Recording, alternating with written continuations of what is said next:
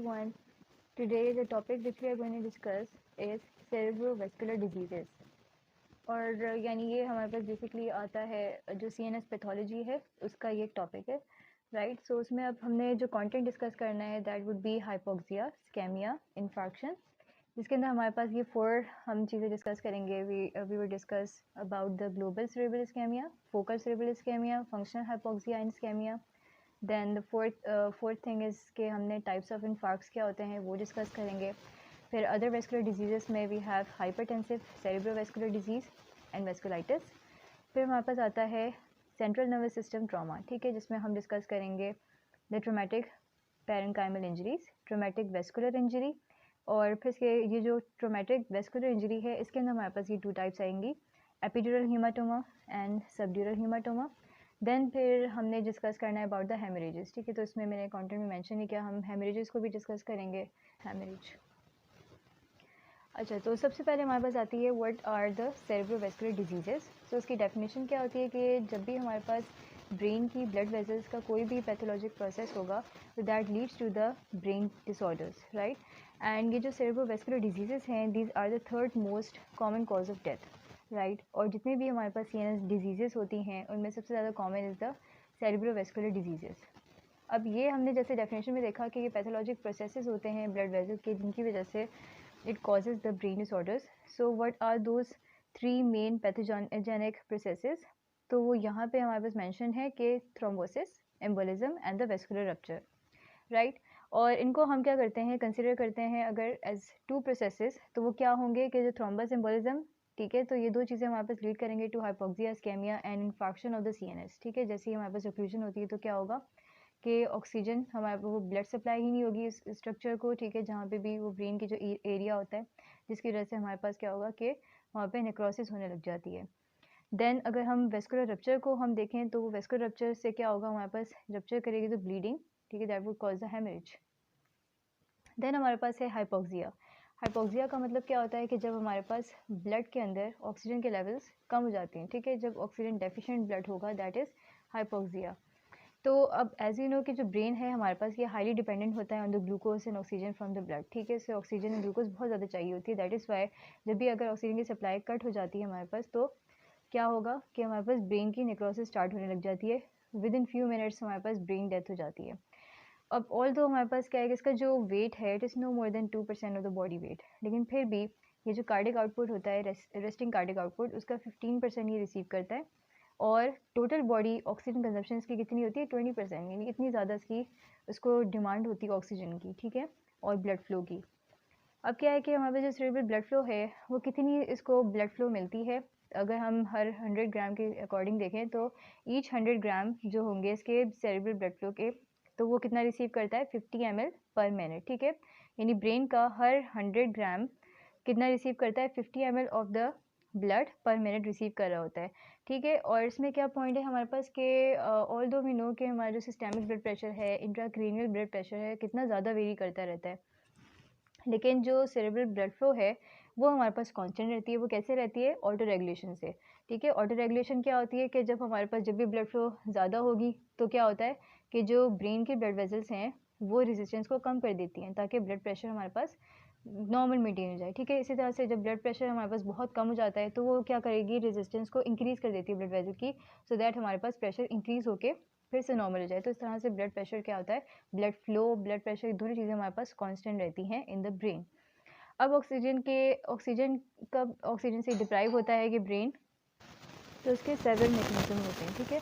जिनमें से the 2 are listed here कि नंबर 1 इज़ फंक्शनल हाइपोक्सिया हो सकता है and the second one is स्कैमिया.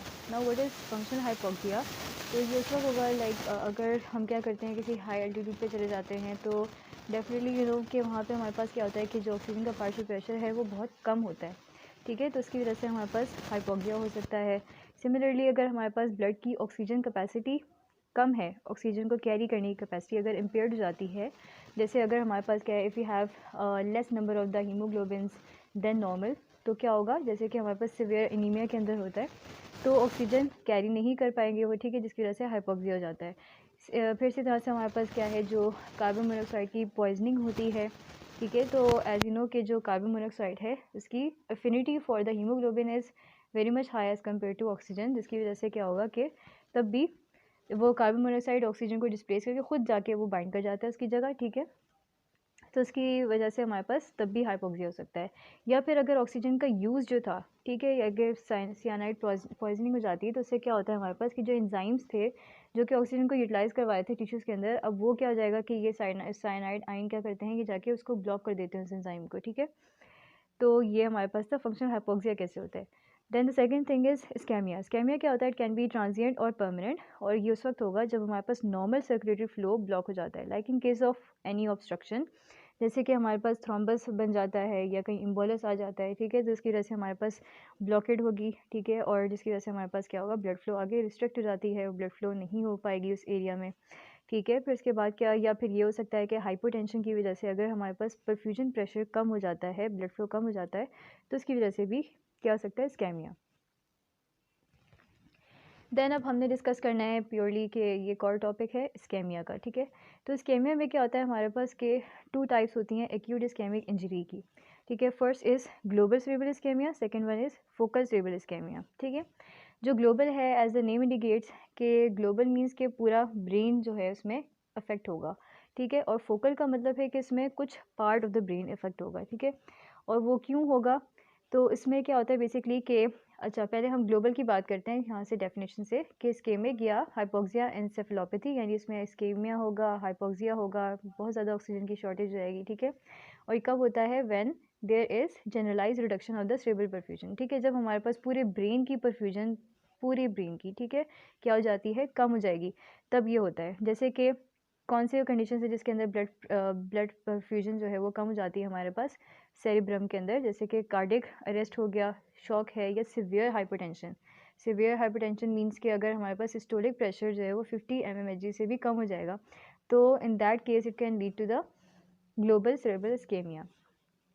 Then हमारे पास सेकंड आता है फोकल सेरेब्रल इस्केमिया, तो इसमें क्या होगा कि ये रिडक्शन और the cessation of the blood flow to a localised area of the brain, right, कि इसमें अगर हमारे पास लोकलाइज्ड एरिया ऑफ ब्रेन के अंदर ब्लड फ्लो कम हो जाए, रुक जाए, ठीक है, और वो कब क्यों हो सकता है, जैसे कि अगर लार्ज वेस्कुलर डिजीज़ के अंदर हमारे पास कोई लार्ज वेसल में क्या बन जाए, कोई थ्रोम्बस या इम्बोलस बन जाए, ठीक है, या फिर स्मॉल वेसल डिजीज़ में जैसे हमारे पास वेस्कुलाइटिस है, तो इसकी वजह से क्या होगा, in that case that would lead to the localised necrosis, ठीक है, तो लोकलाइज्ड इस्केमिया हो जाएगा हमारे पास उस एरिया का।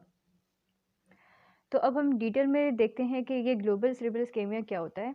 जब भी हमारे पास ग्लोबल सेरेब्रल इस्केमिया का वर्ड आएगा, तो ठीक है, अब ये हमारे पास बेसिकली ये किस वजह से होता है, जब हाइपरटेंशन होती है, इट मीन्स कि ब्लड प्रेशर कम होगा तब ये लीड करेगा, ठीक है।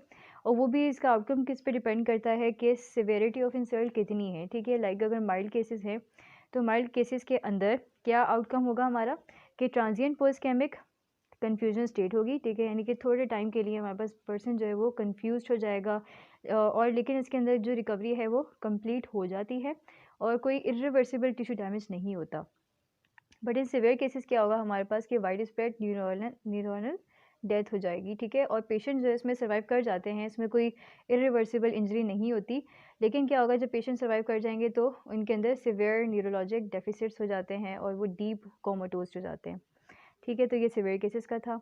अब हमारे पास 2 टर्मिनोलॉजीज़ हैं, the first is a brain death and the other one is a mechanical ventilation. So brain death में क्या होता है कि हमारे पास जब परसिस्टेंटली हमारे पास क्या है, ब्लड फ्लो कम हो जाएगी, इम्पेयर्ड हो जाएगी, तो इसकी वजह से क्या होता है कि कॉर्टिकल इंजरी हो जाएगी, ठीक है, या फिर ब्रेन स्टेम डैमेज हो जाएगा हमारा, तो उसकी वजह से क्या होता है कि जो रिफ्लेक्सेस हैं वो हमारे पास बिल्कुल एब्सेंट हो जाते हैं, ठीक है, और जो रेस्पिरेटरी ड्राइव है यानी रेस्पिरेशन भी हमारे पास क्या हो जाएगी, एब्सेंट हो जाएगी, ठीक है। तो इसको हम बोलते हैं क्या, ब्रेन डेथ। देन हमारे पास एक टर्मिनोलॉजी है मैकेनिकल वेंटिलेशन। अब क्या होता है, यही वाला अगर ब्रेन डेथ जिस इसी केस के अंदर अगर पर्सन को हम किस पे शिफ्ट कर देते हैं, मैकेनिकल वेंटिलेशन के ऊपर शिफ्ट कर देते हैं, तो क्या होगा कि ब्रेन के अंदर खुद ब खुद क्या होता है, ऑटोलाइटिक प्रोसेस स्टार्ट हो जाता है, ठीक है। जैसे कि हमने रीपरफ्यूजन इंजरी का पढ़ा था, इसमें क्या होता है कि जब हमारे पास ब्लड फ्लो नहीं थी उसकी वजह से जो इंजरी हुई, ठीक है, जो नेक्रोसिस हो जाती है, अब क्या होगा कि उस एरिया में अब फॉर एग्जांपल एम्बुलेंस वहाँ से कहीं और लॉन्च होके चला गया, ठीक है, तो अब क्या होगा कि हमारे पास जो ब्लड है, जब ब्लड फ्लो हमारे पास दोबारा से रिवाइव होती है, तो उसकी वजह से क्या होगा कि जो वाइट ब्लड सेल्स हैं अब वो नेक्रोटिक टिश्यू को क्या करते हैं, डैमेज करना शुरू कर देंगे, ठीक है। ये जो ब्रेन के होते हैं हमारे पास, ठीक है, तो उसकी क्या करना शुरू कर देंगे, फैगोसाइटोसिस होने लग जाएगी इन्हीं ब्रेन के नेक्रोटिक सेल्स की, अपने ही वाइट ब्लड सेल्स से, ठीक है।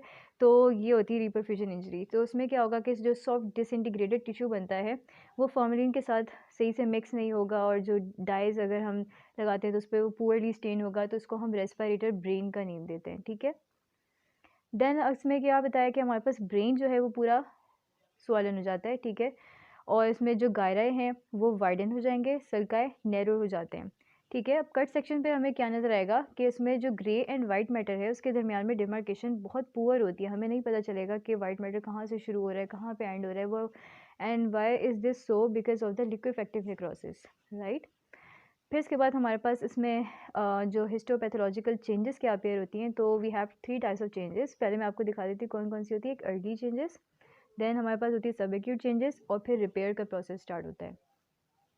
सो फर्स्ट जो है हमारे पास जिसमें अर्ली चेंजेस हैं वो कब स्टार्ट होती हैं, जब हमारे पास वही 12 to 24 आवर्स के बाद ये अर्ली चेंजेस अपेयर होने लग जाएंगी, जिसमें हमारे पास एक्यूट न्यूरोनल सेल डैमेज होना शुरू हो जाएगा, और उसके जो हमारे पास जो ब्रेन के सेल्स हैं, दैट इज़ जो न्यूरॉन्स हैं, उसके अंदर माइक्रोवैक्यूलाइजेशन शुरू हो जाएंगे, माइक्रोवैक्यूल्स बन जाते हैं, ठीक है। साइटोप्लाज्म में क्या होगा, न्यूरॉन के साइटोप्लाज्म में यूसिनोफिलिया, इट मीन्स के रेड न्यूरॉन्स बन जाएंगे, ठीक है। तो जब हम स्टेनिंग करेंगे तो हमें वो बहुत पिंकिश से रेड से अपेयर होंगे, ठीक है। और फिर इसके बाद लेटर ऑन हमारे पास न्यूक्लियस की पिक्नोसिस, कैरियर एक्सेस ये स्टार्ट हो जाएगी, इट मीन्स कि बिल्कुल से हमारे पास न्यूक्लियस की डीजेनरेशन स्टार्ट हो गई है, ठीक है। अब ये सारी चेंजेस हमारे पास कहाँ पे अपेयर हो रही हैं, ये जो अर्ली चेंजेस हैं ये सेलुलर लेवल पर हैं, ठीक है। और यही हमारे पास चेंजेस क्या हैं एस्ट्रोसाइट्स में भी, यानी ये सिर्फ न्यूरोनल सेल के अंदर नहीं हो रही बल्कि न्यूरॉन्स को सपोर्ट करने वाले सेल्स दैट आर एस्ट्रोसाइट्स, ठीक है, उसको न्यूट्रिएंट्स जो प्रोवाइड करते हैं, सपोर्ट प्रोवाइड करते हैं, उसके एक्स्ट्रा सेलुलर मैट्रिक्स को जो हमारे पास क्या करते हैं, स्टेबल रखते हैं, बैलेंस्ड रखते हैं, ठीक है। तो एस्ट्रोसाइट्स वो होते हैं, और इसी तरह से हमारे पास ओलिगोडेंड्रोग्लिया, इन सब चीज़ों में भी यही चेंजेस अपेयर होने लग जाएंगी पूरे ब्रेन में, इट मीन्स, ठीक है। फिर इसके बाद अब जो हमारे पास सेल्स जो कि मोस्ट ससेप्टेबल होते हैं ग्लोबल सेरेब्रल इस्केमिया के, वो कौन से सेल्स हैं। So first of all we have the pyramidal cell of hippocampus, ठीक है, और इसके अंदर एक सेक्टर है, ठीक है, एक रीजन है जिसको हम बोलते हैं सोमर सेक्टर, ठीक है। Okay, now what is this Somer sector. तो सोमर सेक्टर एक हमारे पास हिप्पोकैम्पस का एरिया होता है which is a CA1 area, ठीक है, जो कि बहुत ज़्यादा वल्नरेबल होता है टू हाइपोक्सिया। और हिप्पोकैम्पस का एज यू नो के फंक्शन क्या होता है कि लॉन्ग टर्म मेमोरी को ये स्टोर करता है। तो ये जो सोमर सेक्टर है इसके अंदर जो एरिया है हिप्पोकैम्पस का, तो इसका फंक्शन ये होता है कि हमारे पास जो डिटेल्ड और ऑटोबायोग्राफिकल मेमोरी होती है ये उसको क्या करता है, रिकॉल करने में हेल्प कराता है, ठीक है, हेल्प करता है। तो अब क्या होता है कि बेसिकली ये जो सेक्टर है, एक तो ये कि ये हाइपोक्सिया से मोस्ट वल्नरेबल है, और फिर इसके बाद क्या है कि ये it is one of the first brain regions जिसके अंदर हमारे पास ग्रॉस चेंजेस अपेयर होती हैं, ठीक है। फिर इसके बाद क्या है कि ठीक है, हमने देखा कि फर्स्ट क्या है, pyramidal cells of hippocampus. Okay, जो हमारे पास सेल्स होते हैं जो मोस्ट ससेप्टेबल होंगे to the global cerebral ischaemia में, तो अभी हमने क्या देखा, the first is the pyramidal cell of the hippocampus, then we have Purkinje cells of the cerebellum, then we have pyramidal cells in the neocortex, okay। और फिर ये जब हमारे पास acute injury reaction होता है to the tissue damage, तो उसके बाद क्या होता है हमारे पास कि न्यूट्रोफिल्स आने लग जाते हैं। तो ये हमारे पास अर्ली चेंजेस में हमने क्या क्या देखा कि सेलुलर चेंजेस अपेयर हो रहे थे, ठीक है, न्यूक्लियस की डीजनरेशन हो रही थी, न्यूट्रोफिल्स आ गए थे, ठीक है। और अब हम देखते हैं the subacute changes, right. तो सब एक्यूट चेंजेस कब से स्टार्ट होते हैं, 24 आवर्स से 2 वीक्स तक, राइट। इसमें क्या होता है हमारे पास कि अब ये टिश्यू के लेवल पे होगा, इसमें टिश्यू की नेक्रोसिस होती है, और यहाँ पे क्या होंगे, मैक्रोफेजेस का इन्फ्लक्स होगा, ठीक है। वहाँ पे न्यूट्रोफिल्स थे, यहाँ पे अब मैक्रोफेजेस भी आ जाएंगे। देन हमारे पास क्या है, वैक्यूलर प्रोलिफरेशन हो जाती है, ठीक है। एज यू नो कि एंजियोजेनेसिस का ये प्रोसेस है, ठीक है, जिसमें क्या होगा कि अब क्योंकि ब्लड सप्लाई हमारे पास शॉर्ट हो गई है, तो ब्रेन कुछ ना कुछ क्या करता है कि उसमें जो टिश्यू होता है वो ब्लड वेजल्स को रीजनरेट करने की कोशिश करता है, ठीक है। तो उसमें क्या है कि डिफरेंट हमारे पास जगहों से क्या होता है कि ब्लड वेजल ग्रो करने लगेगा, स्प्राउट्स ग्रो करते हैं, ठीक है, ताकि ब्लड सप्लाई किसी तरीके से वो मेंटेन कर सके उस जगह की, ठीक है। तो ये वेस्कुलर प्रोलिफरेशन होगी। रिएक्टिव ग्लायोसिस, ठीक है, ग्लायोसिस क्या होता है बेसिकली, जब हमारे पास क्या होती है, जब भी कोई ब्रेन इंजरी होती है या कोई ट्रॉमा होता है तो उसकी रिस्पॉन्स में हमारे पास जो ग्लाइल सेल्स हैं वो बहुत ज़्यादा ग्रो करने लग जाते हैं, that could lead to the scar formation in the brain, ठीक है, जिसकी वजह से ब्रेन का नॉर्मल फंक्शन नहीं परफॉर्म हो पाता।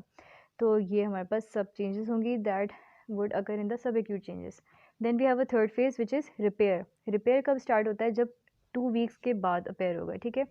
तो उसमें क्या होगा, हमारे पास जो भी ग्लायोसिस था, नेक्रोटिक टिश्यू था, वो सब चीज़ें हमारे पास रिमूव होने लग जाती हैं. Now we have a border zone watershed infarcts. Okay, so then we have the border zone या वाटरशेड इन्फार्क्ट्स. ठीक है, अब ये क्या होते हैं, जब हमारे पास एरियाज़ होते हैं जहाँ पे एंटीरियर और मिडिल सेरेब्रल आर्टरी की डिस्ट्रीब्यूशन होती है, उसके सेंटर में, उसके दरमियान हमारे पास क्या है कि एक बॉर्डर जोन होता है जहाँ पे ये सप्लाई नहीं कर रहे होते, तो वो area is at a greater risk for the hypoxia. ठीक है, जिसकी वजह से हमारे पास क्या होता है कि ये इन्फार्क्ट्स बन जाते हैं. और किस तरह के होंगे ये, वेज या sickle shape bands of necrosis होती है over the cerebral convexity. Then हमारे पास वही के फोकल सेरेब्रल इस्केमिया. ठीक है, अब ये कैसे होगा हमारे पास कि जब हमारे पास इन्फेक्शन होता है from the obstruction of the local blood supply. ठीक है, लोकल ब्लड सप्लाई ऑब्स्ट्रक्ट हो गई है, उसकी वजह से जो इन्फेक्शन प्रोड्यूस होगा तो वो एक उसी रीजन के अंदर ही प्रोड्यूस होगा, पूरे ब्रेन को तो इन्वॉल्व नहीं करेगा. तो that is why we have named it as focal cerebral ischaemia, focal. ठीक है, तो सेरेब्रल आर्टीरियल ऑक्लूजन से क्या होता है हमारे पास कि फोकल इस्केमिया प्रोड्यूस होता है, इन्फेक्शन होगा. ठीक है, बस इसमें इतना ही है.